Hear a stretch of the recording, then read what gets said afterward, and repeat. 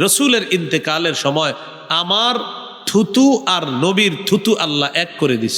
কিভাবে এক করছে একটু মন দিয়ে শুনলে বুঝবো আমরা।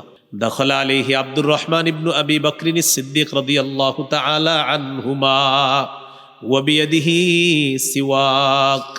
আবু বকর সিদ্দিক রাদিয়াল্লাহু তাআলা আনহুর ছেলে আব্দুর রহমান, এর মানে আম্মাজান আয়েশা সিদ্দিকা রাদিয়াল্লাহু তাআলা আনহার ভাই, নবীজির কাছে আসলেন, ওই ঘরে ঢুকলেন, তার হাতে একটা মেসওয়াক। কার হাতে? আম্মাজানের ভাই রাদিয়াল্লাহু তাআলা, মানে আব্দুর রহমান রাদিয়াল্লাহু তাআলা আনহুর হাতে একটা মেসওয়াক। নবীজি মেসওয়াকটার দিকে এভাবে তাকায় রইছে। তো আম্মাজান নবীজিকে জিজ্ঞাসা করলেন, খুজুহু লাকা, হুজুর মেসওয়াকটা কি আপনাকে দিব, আমি এনে দিব? ফাআশারা বিরাসিহি নাম, মাথা নাড়িয়ে নাড়িয়ে বললেন, হ্যাঁ মেসওয়াকটা এনে দাও।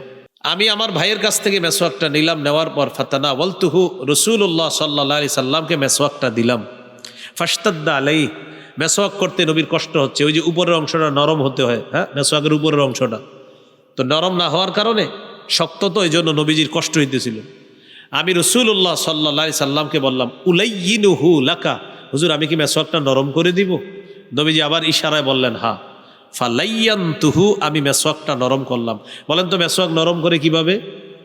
চাবায়া। তো আমি এইভাবে মেসওয়াকটা নরম করলাম। তাহলে আমি নরম করলাম, আমার থুতু লাগলো মেসওয়াকে।